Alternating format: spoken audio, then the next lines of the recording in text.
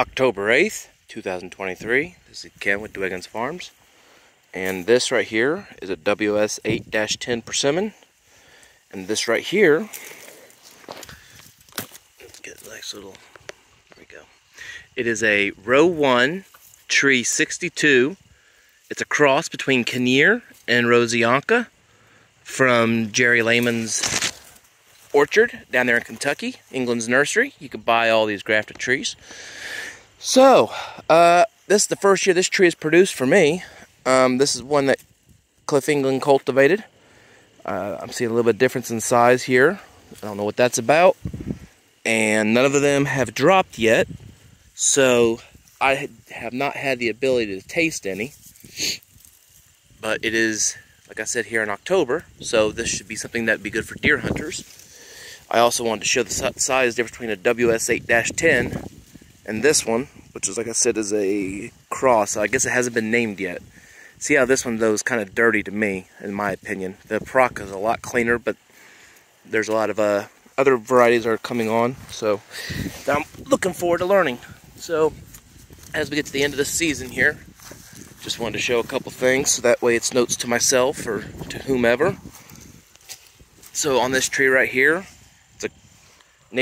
just a native American rootstock. I grafted on a flowering male, which is from Cliff England's, I think. I don't know actually where he got it from, but it's a F100. So it produces female flowers, so that way I can test it. That's for genetic reasons, breeding reasons. But because I don't need that much pollen, and because my favorite so far is the H120, this spring, as of 2023 spring, I grafted this stick right here from the H120 tree, which is just over there. And there's still some paraffin wax on it and whatnot, but you can tell all this growth right here grew. And so you can see where I just stuck that thing right in there. And wrapped it up with some paraffin wax. I used, I sprayed everything with peroxide to do essentially a sterile graft. But as you can see, I mean, these persimmons, they do a very good job of grafting. I mean, it's, you know, about as easy to me as an apple. Apples and pears are pretty easy. Apples and pears are easier. All you gotta do is hold it there long enough and they will graft. But, so this will heal up more next year, and within 3 to 5 years, you won't even see this anymore. So, and then what I'll do, as you zoom out, you can see how there's a lot of competition. And so I want to kind of contain that growth up top. I'm going to bring it, cut it down a little bit, thin it out, keep that fruiting male scion wood growing, but I'm going to allow that H120 to take over the top, because when it falls and are ripe, I can harvest the fruit. So I'm having this tree do 2 different things for me. So anyway, I digress. So over here,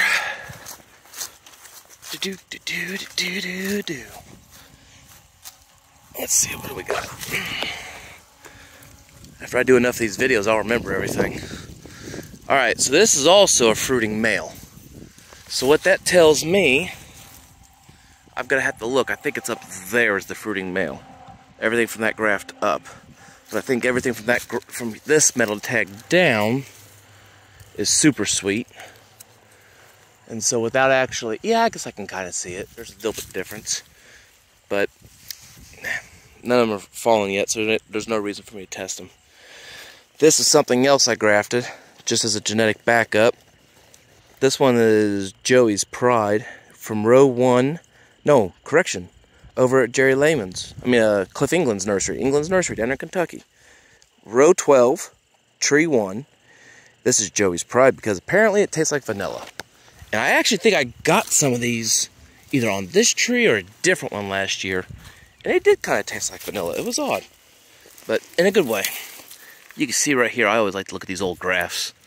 So all I did for those getting into grafting, this was a root sucker that came up naturally from that tree. And when it came up, I thought, man, it's right pretty much in row. I might as well go ahead and just graft it just in case. And so all I did was I cut it off right here. It was the size of my pinky. And you can tell where I peeled back. I cut it like this, and I just peeled back that, and kind of like I showed the other one I grafted, I just stuck that little sign on in there, And yeah, well, it took off. And so here we go. So let's see here. If you want any of that scion wood, talk to Cliff England's nursery, because I'm pretty sure they got some. And then here's one that's real popular. It's still little. This is Rosianka. You can see where I grafted it. Let's see if I can get you better. There. Nope. Darn you. There we go. So has a little bit of damage there I'm not crazy about. But this is actually half Asian. It's a Ukrainian variety. And I've got one down here that's producing, but it's a little bit more mature. And then the benefit of that is it still hangs on the tree, and you can cut them and slice them and dry them. They're really good. And then for those that want to have their mind kind of go, what the heck for today, check this out. Each of those tags is a different tree. So see how that one has one fruit on it?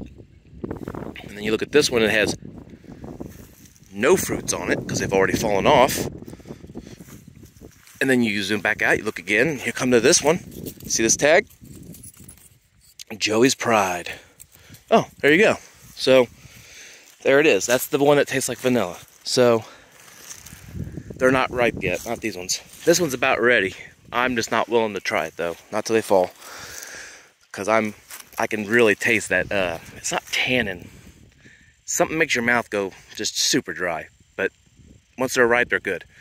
Most of them. But look at how those ones right there are green, and those ones are orange, and those ones have already had your fruit off. So to me, I want to stretch that harvest season out for making wines and stuff. But I also want to stretch it out for deer hunters and to harvest at different times, because that Rosianka is completely different in the Proc. So let's take a look at some of these tags here, just to kind of get an idea. So, like this one's called H69K. I don't know what any of that means. Orange. So this one did not produce any fruit this year. And because this one, Joey's Pride's doing so good, see how it's shading it out? I'm going to go ahead and thin this out this winter. And then that'll allow this to grow out. But see what happened was we had them cicadas a couple years ago, and it really put a hurt on some of these trees.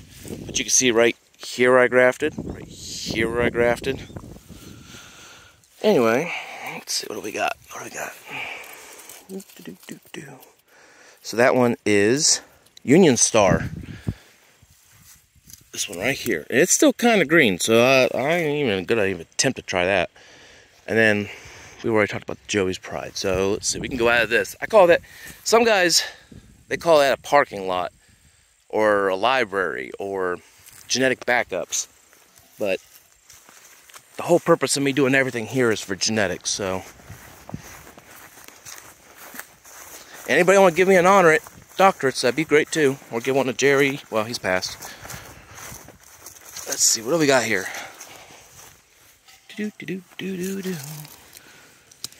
Deer Magnet. So I remember not being too crazy about this one, but that might have been just that year. So you could tell that these are really firm. They're not ready. That one's just starting to get soft. So if those are gonna be on there for the next 3 to 4 weeks, that's during the rut. So, you know, if you've got property, that's the ones to get, I guess, if you want to just strictly be deer hunting.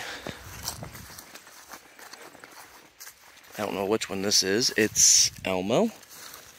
Elmo, I've said in the past, is one of my top favorites.